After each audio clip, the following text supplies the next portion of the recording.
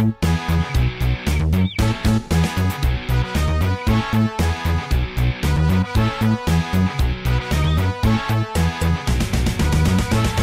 something strange with society. Who you gonna call? Diet Busters! It's something weird and it don't seem right. Who you gonna call? Diet Busters!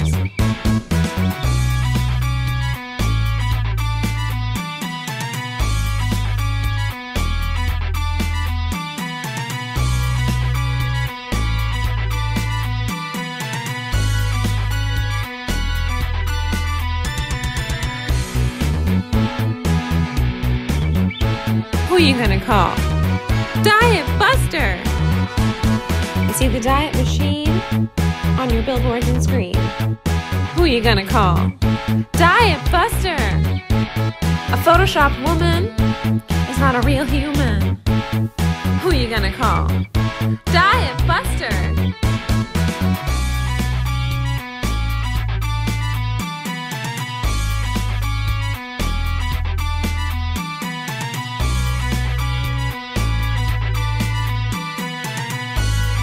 I ain't afraid of your crap.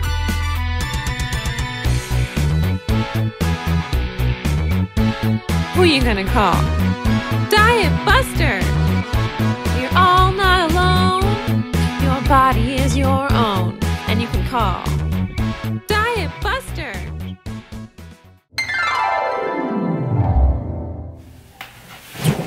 Hi! First of all, my outfit. Look at this. Look at how cute I am. Cat bit me. Okay, anyway, Diet Buster. If you guys don't already know, this is a Diet Buster, the sequel, because I made my original Diet Buster video last October. So I'm making a part 2, an updated 2018 version. 5 new, is that right? Did I do 5? Or 5. 5 new diet myths to bust. By the way, if you're new here, hello. My name is Rachel. This is Ladle by Ladle. I make videos on eating disorder recovery, body positivity, self-love, intuitive eating, and veganism. Hello! Subscribe if you haven't already. I have really long limbs and I never know what to do with them, so there's a lot of this. In the Diet Buster series, which is an annual video I've decided to make, I take diet myths and I tell you why they're bullshit. Some of these are gonna be like actual diets. Every time I talk about like an actual diet, I get like railed in the comments. So I just wanna listen. If some whatever diet works for you for whatever reason, I'm not trying to attack you personally. For people with a history of disordered eating, any kind of diet is a bad idea, and you cannot tell me otherwise. All right, if you still wanna hate on me, there's something I can do about it. Moving on to diet myth number 1. Cutting calories is the best way to lose weight. They say that the best way to lose weight is to take in less calories than you expend each day. But as we hopefully all already know here, creating too much of a calorie deficit is a very dangerous thing. Our bodies are programmed for survival, so eating such a small amount of food can trick your metabolism and body into thinking that you are actually entering a famine-like circumstance. When your body thinks that it's starving, it sort of readjusts your metabolism so that you can do more with less energy, which makes your metabolism lower. When your metabolism lowers, although you will obviously lose weight at the onset of whatever calorie restriction you're doing, as your metabolism lowers, you will probably eventually start to gain weight on this restricted amount. On top of all of that stuff, when you restrict your calories or do a calorie cutting type of diet, you're not just doing all that stuff to your metabolism, you're doing a lot of other internal damage to your body. It's not only a bad weight loss method, it's completely unhealthy all around. Even if you're just focusing on wellness, cutting calories is a bad idea. All of that said, maintaining a life with a calorie deficit is really hard and not worth it. So just don't do it. Cutting calories is the best way to lose weight. You've been busted. Myth number 2. Artificial sweeteners will help you cut out sugar and thus lose more weight. When I talk about artificial sweeteners, I'm talking about Sweet and Low, Splenda, Equal, anything that has aspartame. Is that how you say that? Did you know, fun fact, that there are actually multiple studies showing that these false artificial sweeteners actually cause weight gain, and that diet soda drinkers are actually more likely to be overweight or obese than non-diet soda drinkers, regular soda drinkers. Let me tell you why. It turns out the artificial sweeteners actually activate your taste receptors, so your body releases insulin because it's anticipating receiving sugar and energy in the form of sugar. But because artificial sweeteners don't actually contain any sugar, the insulin ends up removing whatever little amount of sugar you already had in your blood, thus causing low blood sugar, or a smarter sciencey way to put that is your glucose levels drop. And guess what happens when that happens? You get hungry, so you eat more, which is like, whatever. Listen, I'm not against eating more, I'm just saying, like, if you're purposely going for Diet Coke instead of regular Coke, not for taste or enjoyment, but because you're trying to like lose weight, cut that shit out, because it's bullshit. Artificial sweeteners help you lose weight. You've been busted. Myth number 3. People still do this one and it blows my mind. But in case I need to say it, fasting is a good way to detox the body. Oh, please. We do not need a fast or a cleanse to detox our bodies. We literally have organs that do that for us. Like, what do you think's inside all of this? There's shit and it's working and it's doing things, and guess what one of those things is? Your kidneys. Guess what another one of those is? Your liver. Let them do their job, okay? Just let them do their job, please. Fasting is dangerous. Obviously, ultimately, it's only gonna make you hungrier. So just don't do it. Keep eating and let your body take care of you. If you really feel like you need to be cleansed, go get a colonic. I don't even think there's any proof that those really work, but at least you'll get the same kind of feeling without having to literally starve yourself for no reason. Fasting is a good way to detox the body. You've been busted. Here's where I'm gonna get yelled at. Myth number 4.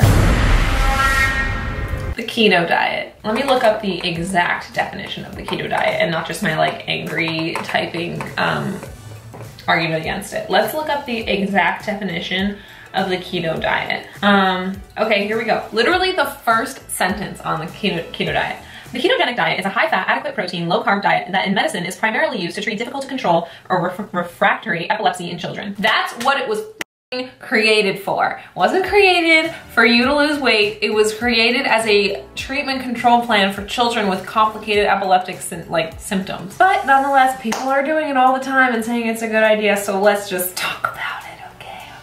For the keto diet to work, first, you have to put yourself into a state of ketosis. Many doctors and nutritionists agree that ketosis is a form of ketoacidosis. These are really funny words to say, but ketoacidosis is not funny. It's a life-threatening condition that involves having a high level of ketones in your blood, which is basically a very unhealthy metabolic state. The diet, as I said earlier, is a high-fat, low-carb diet, but listen, carbs are not the enemy. They're actually your body's main source of fuel. And by restricting carbs, it actually makes your body want to seek out even more food. I understand the whole point is you're switching fat to be your body's main source of fuel, but that's not how your body naturally wants to run. The reality is you're not going to be able to stick to keto like any other diet super perfectly. So because you're restricting carbohydrates, it's far more likely your body is going to be hungrier and you're far more likely to, I don't know, overeat or even binge later. And even if you somehow don't, in the meantime, you'll be very grumpy because no carbs, low blood sugar, etc., etc. I really hate keto because why put yourself in danger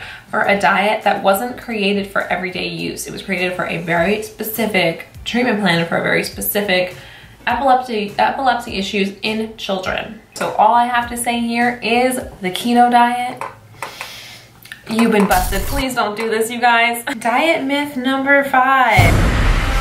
I'm gonna get for this one too. Clean eating. What could be wrong with clean eating, you ask? Well, as a person who actively fights against diet culture, I don't like clean eating, or the phrase or whatever that the concept of clean eating as a like descriptive way of how someone eats. Mostly because clean eating is a restrictive diet disguised as like this wellness lifestyle. It's a secret diet. There's a conspiracy theory here. Clean eating is a restrictive diet. No one's talking about it. More to my own point is that clean eating, it fuels many eating disorders because it perpetuates this idea of good food versus bad food, which you know I don't like. Food, it's just food. It doesn't have any morality to it. Clean eating is kind of a hallmark symptom of an orthorexic person. I'm not saying that if you are a clean eating person that you have orthorexia. I'm just saying people who have orthorexia, they're clean eaters, so. I wasn't the best at math, but something about the transitive property is relative there, I think. I'm not really sure. I think with the whole clean eating thing, my biggest point is that why does your eating have to be labeled at all? Like if you enjoy healthy foods or whatever, then that's cool. But like, it doesn't mean that you can't eat a fucking cookie, you know what I mean? Like, why does your eating have to be labeled? Is basically my point. Eat what you want, and if that's kale, then cool, and if that's cake, then cool, like whatever, you know what I mean? It's like this concept of clean eating, what is it if not a diet? It's a fucking diet. Clean eating? You've been busted. That's all 5. We did it. You guys, we really did. And I'm fucking happy about that. So listen, if you like this video, give it a thumbs up. If you are an awesome anti-diet warrior just like me, then you should check out my Patreon in the link down below, because even for just $1, you can become a member of my totally kick-ass recovery warriors and diet culture and anti-diet culture warriors Facebook group. It's awesome, and there's also a number of other potential perks in my Patreon. For more, if you're interested, check it out. Okay, that's my plug. Okay, peace. Wait, isn't this you in England? Peace. Bye.